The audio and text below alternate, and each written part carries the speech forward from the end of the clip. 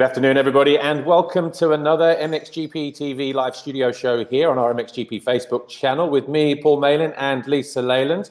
This is Studio Show 2.6 now, and as you just saw there a moment ago, our guest this week will be MXGP defending champion from Team HRC, Tim Gajser. We'll meet him in just a moment, but before we go anywhere, Lisa, down there in Spain, how are you getting on? You look like they've let you out, or have you escaped now, the authorities?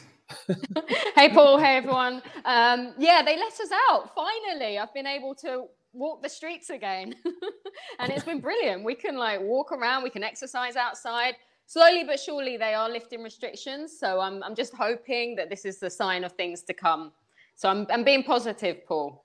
Good. Well, look, let's crack on with our studio show here and welcome in Tim Gajser from Team HRC. Welcome to the studio show, our virtual studio show, Tim. I bet you've never done one of these before, have you? I did a couple of them already. Yeah. It's getting to be the norm now in how we communicate with everybody. But as we said, you are the defending champion in MXGP. And as Lisa just mentioned, we are slowly coming out of lockdown, it seems. Restrictions are being lifted. But it does still seem that we are probably at least 2 more months away from racing. How do you feel about that? How are you going about everyday life? Yeah, like you said, I mean, it's getting better every day. So that's really positive. But I'm racer, so I wanna go racing as soon as possible. So like you said, in about 2 months' time, we will be able, hopefully, to be able to go racing again. And I can't wait for that. Yeah. Well, Tim, how has things actually been like in terms of restrictions in Slovenia? Where, I mean, has it been like the rest of Europe where you can't go out anywhere, you can't do anything? What level is it at there with the lockdown? Basically, it was not too bad. Yeah, it was strict, they closed all the shops, bars, restaurants, stuff like that. But I live in small village, so I was able to go outside, cycle, ride the bicycle. Even I went like once a week on the bike because I have my private tracks. So basically it was not too bad. I was kind of like training normally. I have even my home gym at home. So basically it was not too bad, for sure it was not good. It was boring to be at home all the time, but at least I could train normally. Well, that's what I was going to ask you in terms of your training. You've got a gym at home. Is it in your garage or it's behind closed doors? How effective has that training been doing? How effective has that been? Basically, it's in the house. I have one quite big room, and I have all the stuff inside. So I'm able to do like correct trainings and everything. So for sure, it helps a lot because, even in Slovenia, we were not allowed to go too much outside. From our village, you could go outside, you can go for cycling a little bit, but not too far, so that was a big plus that I was able to train at home. Yeah. Well, look, let's talk about the championship. Obviously, we've only had 2 rounds, but I guess you can say that it's started in a very similar way to what we had last year. You're still second after 2 rounds. Last year, I think you had 89 points. This year, you've got 85, but you've got 2 race wins, which is 1 more than you had at this stage last year. Matterley Basin was where you got your first race. How was that weekend for you? It starts quite strange because, the schedule that we were riding, it was not the normal one because of the weather conditions and everything. So we were basically riding just on Sunday. So we didn't have a lot of track time before the races were starting. But anyway, on Sunday, I think we have a okay weather and even the track was really nice, grippy with a lot of lines. It was really technical. So, first moto, I had a little bit of bad luck coming together with Jeremy Horebeck in the second corner. And I start from that last and I was kind of like struggling. Didn't ride well, so I finished 8th, something like that. And then second one, I had a great start and then make a comfortable lead and control the race. So, I mean, I was quite happy with the beginning, with the first race. And yeah, it was good. Was it important for you to get that race win in race 2, especially because you are the defending world champion? Sure. I mean, it's always great to get the race win, you know, because that gives you more motivation, you know, and even like confirms that you had a great winter, that I'm in good shape. And then from then on, I was just able to get even better, you know, because beginning, you know, first race, you came into the season a little bit like unsure, you know, you don't know what to expect, but it was good, you know, I was happy. Would you say that Matterley is one of your favorite tracks? Because looking back over the years from EMX 125 to MXGP, you've had 6 race wins there, 5 podiums, and 2 of which you've won the overall. So they're good stats. Yeah, sure. I think Matterley Basin is one of my favorite tracks. I always enjoy going there, you know.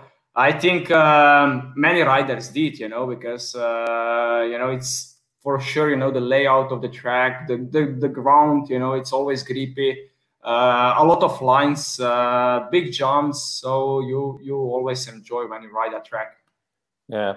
Well, let's move on to Valkenswaard. Last year, actually, 2019, we saw from Lommel how much your sand skills had improved when you won the overall there.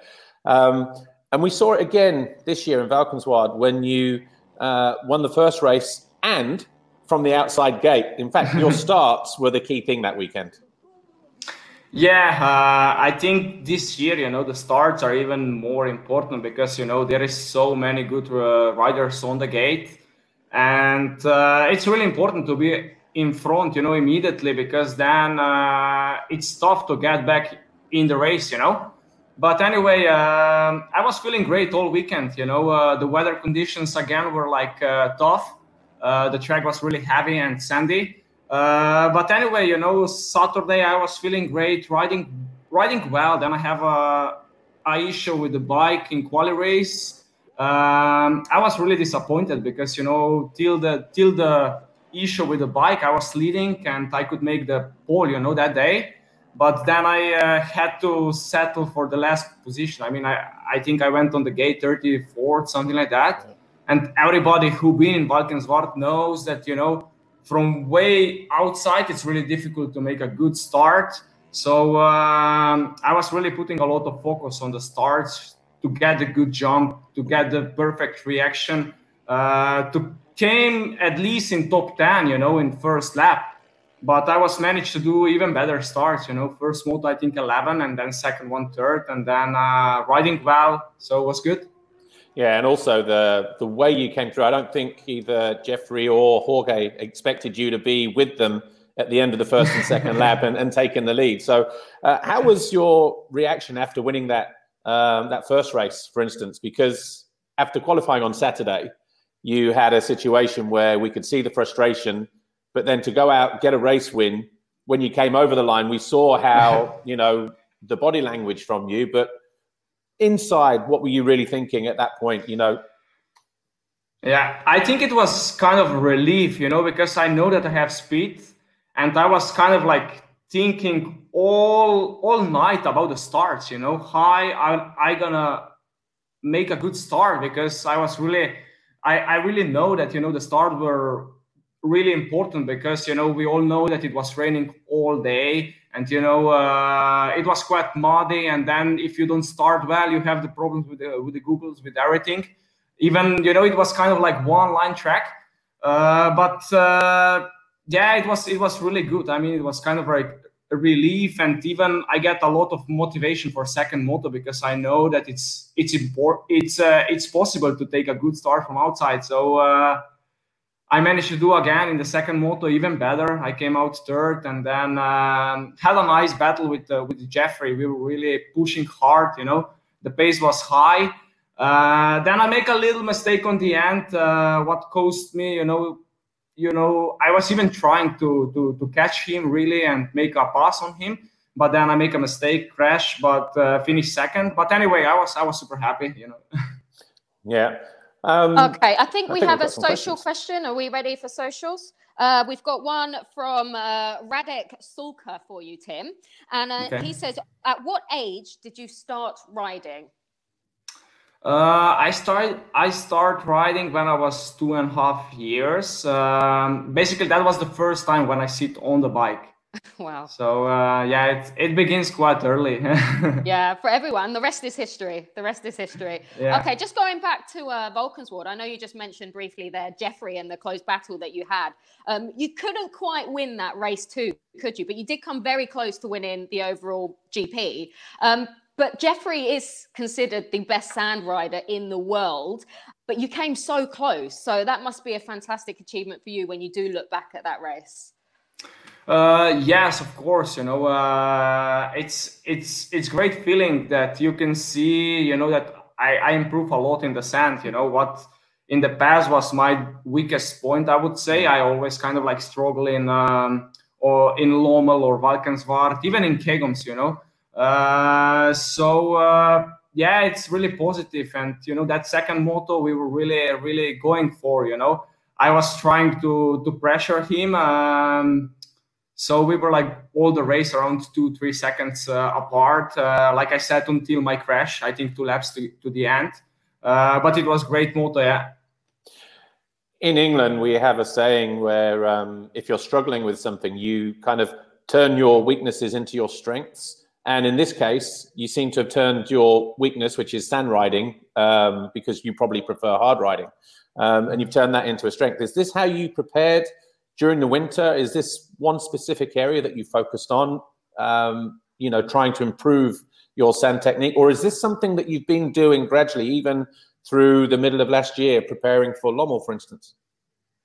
I would say that, you know, the biggest change was like in 2018, on the end of the 2018, where I really, you know, start to think about changes that I have to make to get better, because I saw that I was quite behind Tony and Jeffrey. They were kind of like one step ahead of everyone, you know, in 2018. So I try to analyze everything, and I see, you know, I put you know, like where I have my weakest points and where I can get better and better. And for sure, one of these points were like sand riding, and I really put a lot of hours on the sand track during winter, and it pays off immediately. Last year, you can see, you know, that I was getting better, but this year it's getting even better because, you know, I continue to train hard on the sand and even develop the bike correctly for sand track, because, you know, it's really important how to set up the bike, because it's completely different. You know, in the sand, you kind of ride like chopper style your bike. You know, the forks are a little bit higher. You know, the shock you try to get a little bit lower, so that you can ride more easier through the big bumps in the sand. Yeah. Okay, well, let's go back to last year. And one of the turning points for you was in Trentino, when you and Tony went head to head, bar to bar. I mean, it was fantastic to watch. It really was. Surely that race must stand out to you so far. Yeah, it's one of the nicest races that I race, and even battling with Tony, you know, he's a great rider, and you know, I always enjoy having battles with him. And yeah, 2019 was amazing race. You know, both motos we were like battling from the start till the end, and I think everybody was enjoying that battle. And for sure, it's one of my favorite GP wins. So yeah, it's good. Okay, well, Tim, we do have some pictures for you here. Maybe you can help explain what is going on in the pictures we're going to show you and what they mean to you. Okay, now you haven't seen them, have you? Okay, right. The first one is, it's Imola 2019, a moment to yourself after you'd won the title last year. What were you doing here? I mean, I was just thanking my bike, you know, for you know, for always being in great shape. You know, I have to thank my mechanic about that, because he's taking care about machine, you know. But I was so happy. I remember like just crossing the finish line, just laying down the bike and just say thank you, you know, because I was so happy and so grateful, because I know you know, I had tough seasons in 2018 and 17, and I kind of like pick up myself, you know, found again the motivation, and in 2019 it pays off everything. So yeah, it was a great moment here in Imola, you know, and especially doing it in front of so many Slovenian fans, because they were amazing also. Yeah. And actually, before we move to the next picture, it was nice that you had that moment, because normally when you win the World Championship, you ride into the arms of everybody and it's all crazy with champagne and photographers and team and everybody. And normally you can arrange, this is where we're going to do all of that. And you went straight past that to the first corner. Surprised everybody, just to have a moment for yourself. It was brilliant. I was waiting to interview Tim. I was like, where's he gone? I'm here. Yeah, really? Yeah, I mean, for sure, you know, because it's not easy. You can't really realize what you achieve at the moment, you know. You start to realizing maybe next day, or maybe, you know, the following weekend, because you have time, you know, to really think about all the stuff that happens. So for sure, it's nice to have a moment for yourself, you know, and for sure after, you know, straight after that, I think I picked up the bike and went there where everybody was waiting for me, and it was a great, you know, because to see everyone smiling, even crying, someone's, you know, from the happiness. So it's good. Very special. Well, the next picture is so cute. It's really cute. When and where was this picture of little Tim taken? How old were you even? I don't know. I think around 5-6 years old, let's say. And I think it was Slovenian Championship. I don't know exactly the name, which track was it. It was that. But yeah, I know that I was riding KTM at that moment. You can see, you know, from my gear and everything. But it was a special moment, you know, for sure, because to see, you know, I saw that picture a couple of months ago, and then I even posted because it looks good. I mean, it looks good. Yeah, it's so nice. Because you stood on the top step of the podium. Yeah. Yeah, but I was not the only rider, huh? Because I get many comments that it was just myself on the race, because nobody is on the second step and third. So actually, back then they used to say, and the winner is, and then second and third. Yeah. Brilliant. Okay. Next picture is some training. Just tell us, are you stretching here, or are you actually lifting weights? What are you doing? I was actually, you know, it's exercise when you kind of like stretch your arms. Okay. So you are stretching. So yeah, kind of like. Yeah, that's during my training in the gym. So who is the big guy behind you? That's my personal trainer for you know, he's getting me in the shape for now past 2 years. We kind of like start to work together in 2018 on the end of the season and beginning 2019. So he's a good friend of mine, and we work hard together. And even, you know, we have fun on the trainings and everything, and that makes, you know, training a lot easier, because when you have fun, you know, you don't think how heavy it is or how tough it is, but you just enjoy it. What's his name? He looks like he might be called Colin or something. His name is Boštjan. So he was even like a bodybuilder, you know. He was going on the competitions, you know, for the bodybuilding. He was quite successful. So, but now, you know, now he got older, and he focused on the, you know, training the other athletes. So good. Yeah. Good old Colin. Okay, next one is right. This one is this your idea of self-isolating in quarantine with you and Spella? This looks unfair, is it? I mean, like, that was one of the scariest moments that I had, because I'm kind of like scared of the height. And yes, and Spella really wants to go there. And I was like, we really have to go. I really don't want to go. And then on the end, she say that she really wants to go, and then I say, okay, I will sacrifice myself and go there. So it was a good day. I think it was even for my birthday, 8th of September, and that was in Croatia, on the island. We were on vacations, so it was good. I mean, we enjoyed, but I was scared a lot. Yeah. You know, the thing, who actually took the photo? It was the guy who followed us, because they don't allow you to go alone there. So you always have someone to show you how to brake and everything. So it was the guy who take the picture. Cool. Brilliant. Okay, next pick, another cute one of you.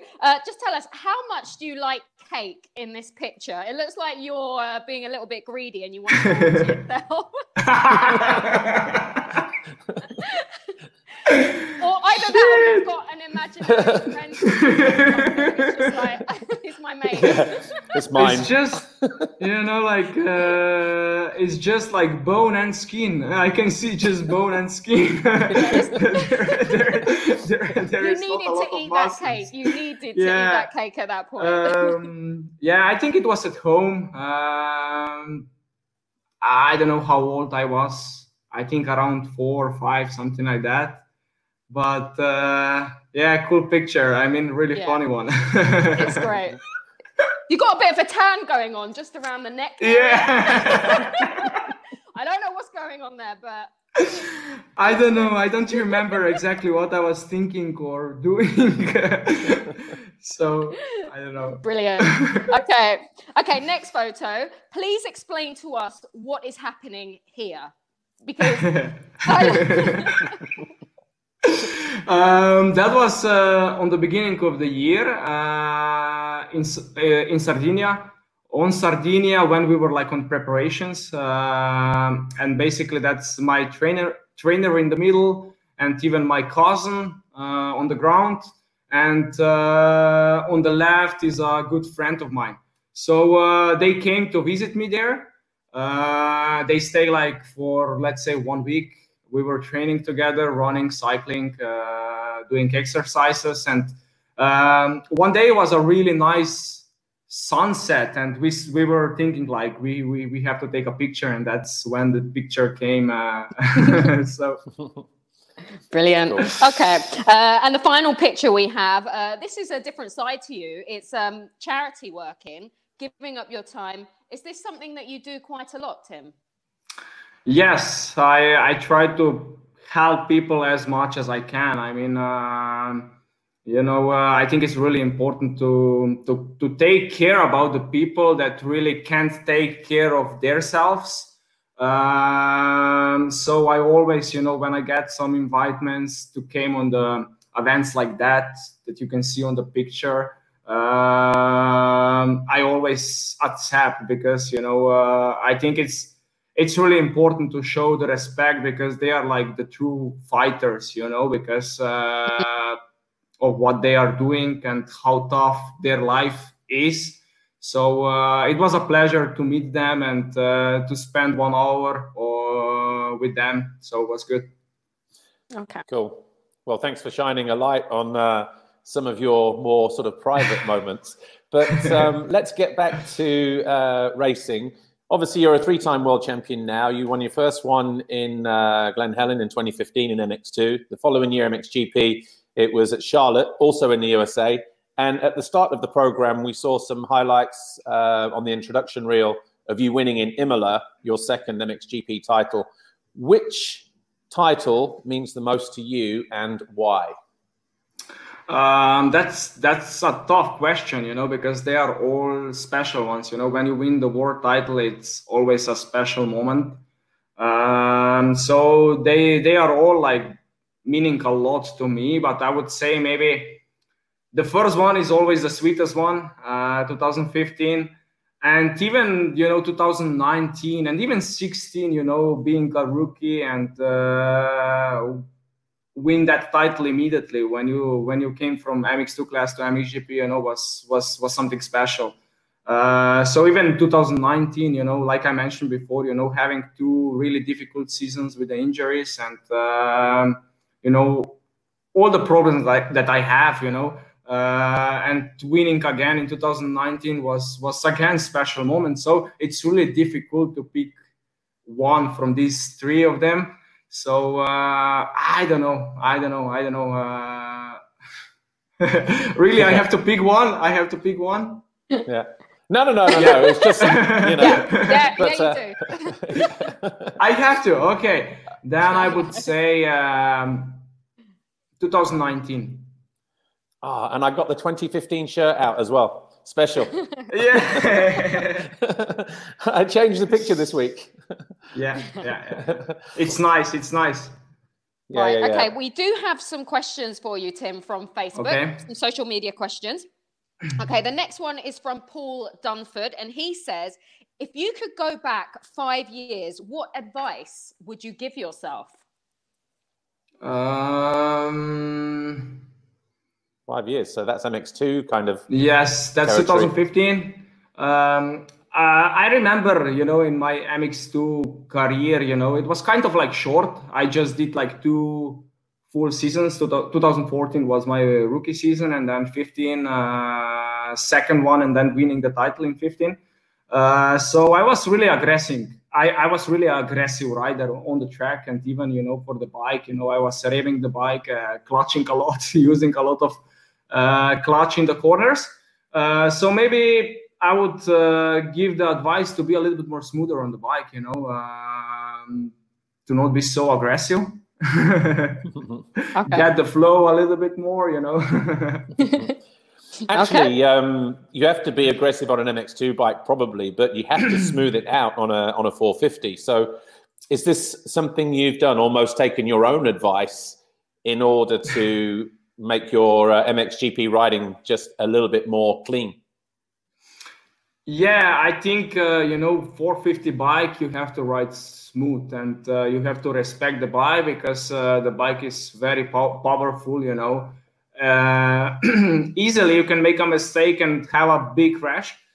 So like you said, with 250, you have to really push the bike, you know, because when I was on MX2 bike, I always say I want more power, you know, I want more aggressive, to be bike more aggressive, you know, always. Because you kind of like pushing the bike. With 450, you have to respect the bike and even like be gentle with it, because, you know, it's like powerful.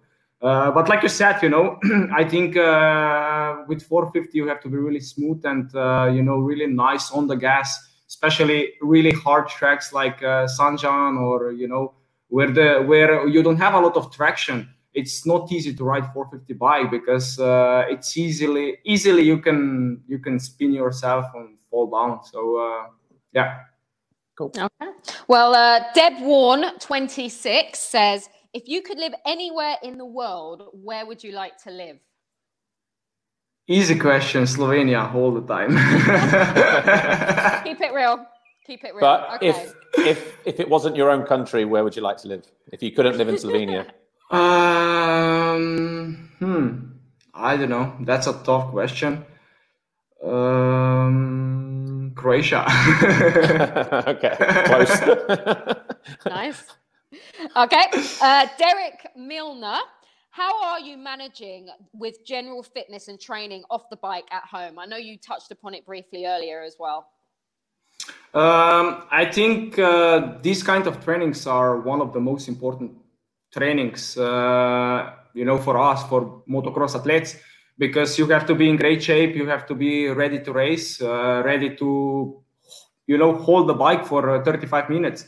And that's why it's important to have a good program, you know, for the gym, for cycling, for running, rowing, swimming, whatever you do, to be in great shape. And yeah, it's really important. I think being physically fit and even mentally fit is one of the most important things, because, you know, basically we all know how to ride the bike in World Championship, you know. Just I think the biggest difference is made, you know, who is able to push harder, you know, in the gym, you know, to be more ready to make more consistent races, you know, to even maybe push a little bit more on the end, make a better lap times that you were like doing all the moto, and then on the end maybe push even harder, make a, I don't know, 1 or 2 second faster lap time on the last couple of laps, and that's where the difference are made. So yeah, it's really important to be in great shape, to be physically good.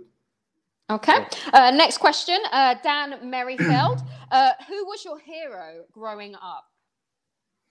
I always look up to Ricky and Jeremy, you know, because I was really looking a lot of videos on the YouTube, you know, following the races, AMA races, and even MXGP, you know, World Championship at the time, you know, when Pichon and Stefan was riding, because I was like around, I don't know, 9, 10 years old. And they were like kind of like heroes to me, you know, that one day I want to become like them. So I was really looking up to them, yeah. Okay. So Ricky Carmichael and Jeremy McGrath. Yeah. And even Stefan Evert, you know, here in World Championship. Okay. Next question, Mike Crass. Can I have a race shirt? Mike, yes, I mean, because I know you.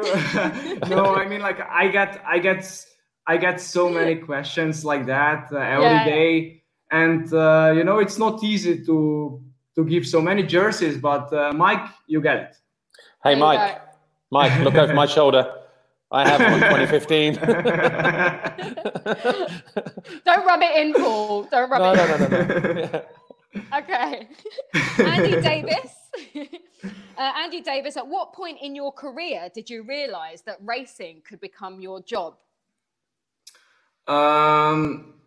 Basically, the dreams were born immediately when I sit on the bike first time. That was like back in the days, you know, when I was 2.5 years old, you know, and from then on everything started, and you know, that was my goal, to become a world champion at least one time. Mm-hmm. And you know, now after many years of riding, I get already 3 titles, so it's unbelievable to think about that. Okay. Tom Noble says, do you think your success is having a positive effect on the standard of riders in Slovenia? I think yes, because, you know, now when they are broadcasting all the GPs, you know, with me, you know, fighting for the top spot, you know, many people start to follow that sport in Slovenia. As you can see, also, you know, closest GPs to Slovenia, there is so many Slovenian fans, and it's great, you know, to see that motocross is growing in Slovenia and getting bigger and bigger each year. So hopefully it's going to continue like that. Okay. Jobless Gibran 20 says, what is your dream car? My dream car, as a child, I was always want to have a Honda Type R, you know, the Civic Type R, the sport car, and I have that car already. So I have my dream car. Yeah. Fantastic. Brilliant. Okay. Jerry Millard, how long do you think you will need to get back to full race pace? I think we will all need maybe 1-2 GPs, because as everybody know, you know, before the GP season starts, we usually do some preseason races. And I always do like Italian championship. So there is like 3 rounds of that. So we kind of get like 6 races, you know, 6 motos, 6 starts to get, you know, into the racing pace and everything. So I think it's gonna be around maybe 1-2 GPs. For sure, it's gonna be maybe a little bit more different, because we're gonna have 2 days schedule, because we always ride like Saturday, Sunday, and then on preseason races we do just like 1 day. We do quick free practice, and then time practice, and then 2 motos. So we will see. who gonna adapt quickly and who gonna came back in the race pace immediately. Okay. Yeah, and the other thing about that is, before the first GP, everybody has those preseason races. Now, when we go back to racing, there will be no preseason races unless you ride, let's say in England, an English championship, or in Holland or Belgium, the Dutch championship. So if you don't compete in those races already, you are literally going to the next GP with no racing under your belt for 2-3 months, however long it's going to be. Actually, it feels like off season at the moment, you know, because we are already like 2 months at home, and I think it's gonna be another 2 months, let's say. So overall, around 4.5 months. That's basically all the off season that we have, you know, because we kind of like finish in October and then starting again in February. I think it's gonna be important to do a couple of races before, if we will be able to do, you know, like you said, some countries, if they're gonna allow to do some national races. I don't know here in Slovenia how they're gonna do it, but for sure it's gonna help a lot, you know, to get at least 1 or 2 national races under the belt before the GP season start. Okay. Next question, Dean Warren. Who are your top 4 riders in the whole world? At the moment, or like all? I mean, like. I think that's all he says in the. I guess in the whole world. I guess just generally, who are the top 4 riders? Yeah. I would say like Jeremy, Magret, Ricky, Stefan, myself. Oh, brilliant! I love that. Perfect. Good answer. Okay, Fabrizio Paloni, how much do you love your team? I actually just thought that was going to say, how much do you love yourself? how much do you love your team? Because clearly there's a really good relationship there, isn't there? Yeah, I mean, I have one of the best teams behind me, you know, HRC, you know, with the setup that they have on the race day, with the people, you know, we are kind of like now 6 years together, and it feels like second family to me. I really know everyone.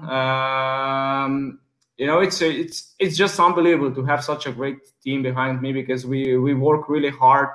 We all have the same goal. We all want to win world title, and that's what is the most important thing. You know, we all have the goals, the same goals, and we are willing to work really hard, you know, to reach them. I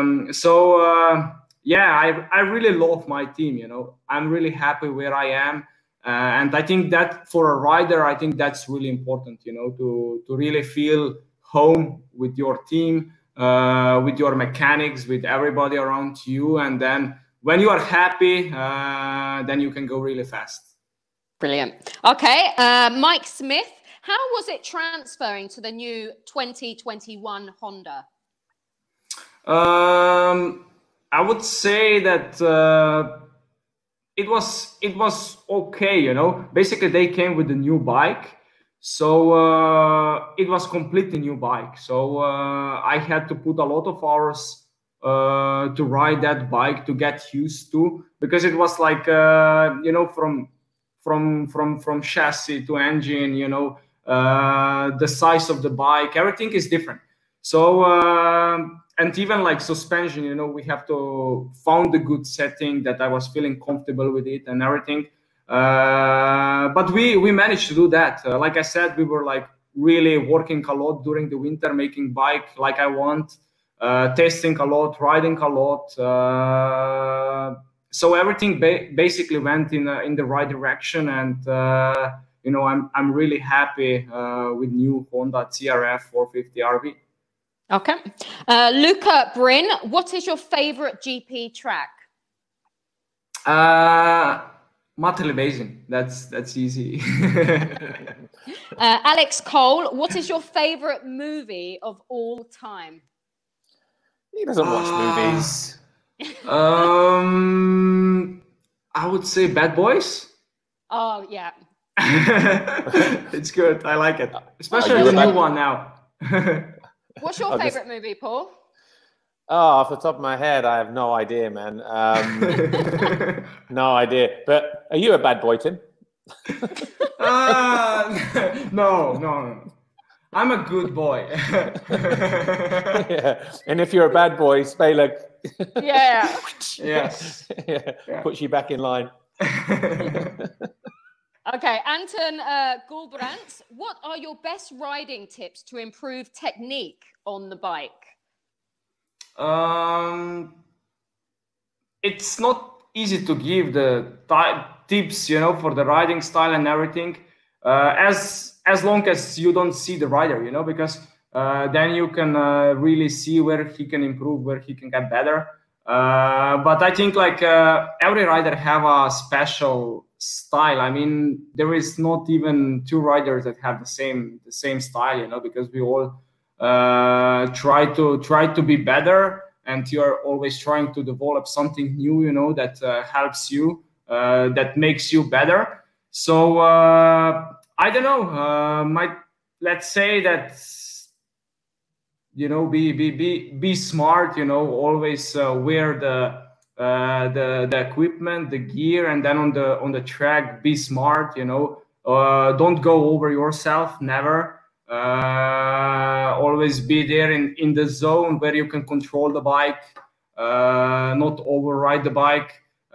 So that's how you can ride safely also. So that's, let's say, for the beginner or amateurs, because they always came on the tracks, especially if we go somewhere, where they can training with the pro riders, and they always try to go behind you. They go over their self and they can have a big crash. So be smart, don't go over yourself. I think that's a good tips, for the training, and enjoy riding your dirt bike. I think that's the main point.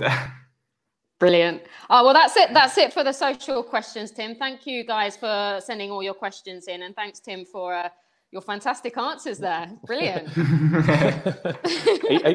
Are you sure there are no more social questions? To be fair, Tim, you're very popular on Facebook and Instagram, so we've had so many questions for you. That's cool. Yeah, that's it for now. Normally we're doing these at-home studio shows, and everyone's like, oh, how long will it take? I don't know, 15, 20 minutes. We lie, because we know it's going to be 25 maybe. Or even more. Here we are, 43. That's what I always say when I do interviews. I don't know, Tim, I'm sure I've said it to you before. Like, oh, Tim, can I grab you for a quick interview? You're like, yeah, how long will it take? Only take 10 minutes. Half an hour later, you're still there, like, waiting. It's okay. I mean, that's why we are there, I think that's good, and I think all the fans are enjoying it, and they want to see us, they want to hear from us, and I think that's a good point. Yeah, and actually you're probably more relaxed now doing a studio show from home than you would be at the racetrack. yeah, I agree, because that's basically after the free practice or time practice, and then we have to run, and then came back, and then change, and then go on the track. So now it's like really relaxing atmosphere and everything, and I think it's a nice time to talk a little bit, Sure. Yeah. Well, look, before we go, you do have an Australian teammate, Mitch Evans. I know earlier this year he was trying to teach you some Australian. Don't ask me about that, because I don't know how. Like when you're cooking the barbie, what do they say? Is it like throw another shrimp on the barbie? Something like that. I didn't even know. Yeah. All right. Well, look, I was going to ask if he's a good bloke or a bloody good bloke. I think he's a good guy. I mean, he's true Australian. He's like easygoing, he always takes time for everything. But he's a fun guy, we came, we go along really well, we are joking a lot on the trainings.